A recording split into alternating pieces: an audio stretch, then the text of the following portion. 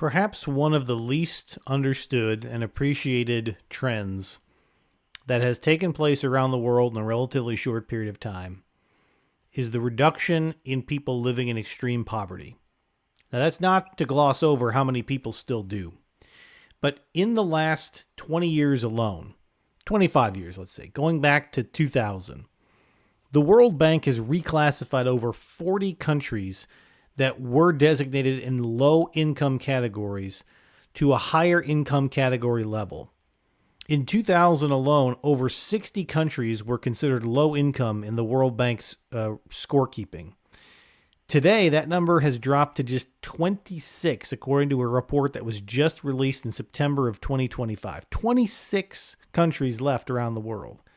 That means in 25 years, tens of millions of people now live in better conditions than they had ever lived in for generations before, with much more access to basic education, basic health care, reasonable infrastructure, including electricity, and jobs that pay enough for them to feed their families and to start extending their life expectancy.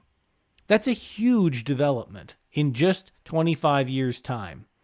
Now, if you ask, what are some of the factors that aided in that? Some of it is the natural economic growth that simply took place as a byproduct of globalization from countries that had higher levels of income but fewer workers, and outsourced some of those to low-cost countries with huge workforces but very small manufacturing sectors or very limited entrepreneurial capital. So sub-Saharan Africa and Southeast Asia benefited significantly from this.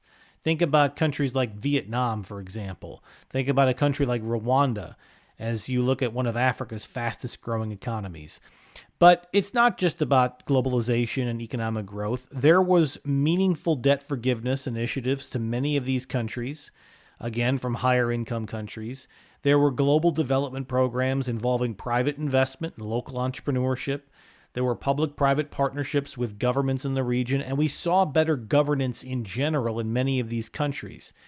The levels of corruption came down, investments in social programs went up. But just the fact that we have, over 25 years, seen tens of millions of human lives dramatically improved in the midst of war, in the midst of disease, in the midst of natural disasters, in the midst of all the geopolitical concerns and challenges that we all experience, we don't take enough time to truly appreciate how remarkable it is that tens and tens of millions of people around the world are now living better lives, longer lives, and healthier lives as a result of the economic growth that we've seen from rich countries to middle-income countries and every stage in between.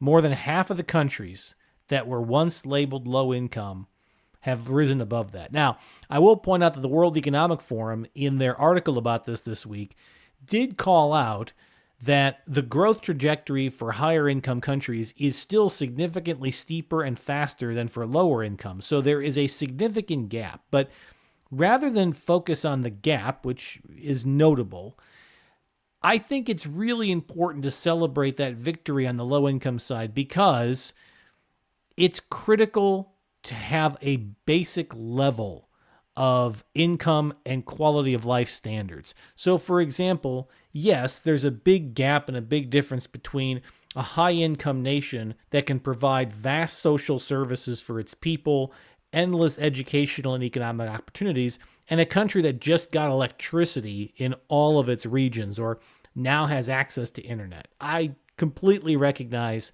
that there's a big difference in that. But think about the difference between a country, Guyana comes to mind, that in the 90s, as recently as the 1990s, almost nobody in Guyana had electricity. It is now one of the wealthiest countries in the world because of oil and gas discoveries. But you don't have to look at that dramatic of a turnaround to understand how life fundamentally changes when you have access to electricity. Just that element alone. For anybody in the rest of the world, most people listening to this show, you know what it's like when your power goes out. You know how your life fundamentally changes. Well, think about how your life changes If you've never had electricity in your community, in your neighborhood, now all of a sudden you do. The appliances that you can have, the access to the internet, and the reliable services that you can now get through just online systems. Think about the kind of business opportunities that opens up. Think about how much faster you can get through your daily tasks and chores. So it's not something that is worth ignoring to say that middle income countries have a big gap to high income countries. But the real metric of success is, does everybody have the basics? Does everybody have enough to avoid the poverty traps of very low income countries? And the fact that so many nations in such a short period of time have risen from that, and that we're down to 26 countries, and there's still some pretty big countries, particularly in sub-Saharan Africa. But the fact that you now have a smaller number than we've ever had before, and the number continues to shrink, means that human beings will at some point be able to achieve almost universal basic standards of living. That means fewer and fewer people will live in abject, desperate poverty that leads to shorter life expectancies and leads to other challenges. And that's a really positive news story, one that we don't cover enough, and a success of global economics that we hope doesn't get reversed in an era where more and more countries are looking inward and pulling away from international relationships that have allowed some of these successes to progress. We do our best on this segment to share the positive news stories. We have that article from the World Economic Forum, as well as a link to the most recent World Bank report. Hopefully it inspires you to see some of the good that's happening in the world around us, and gives you optimism that at some point in the future, maybe we do a segment like this and we talk about the last country in the world to leave the low-income list. Thanks for listening. Look forward to talking to you again on the next segment.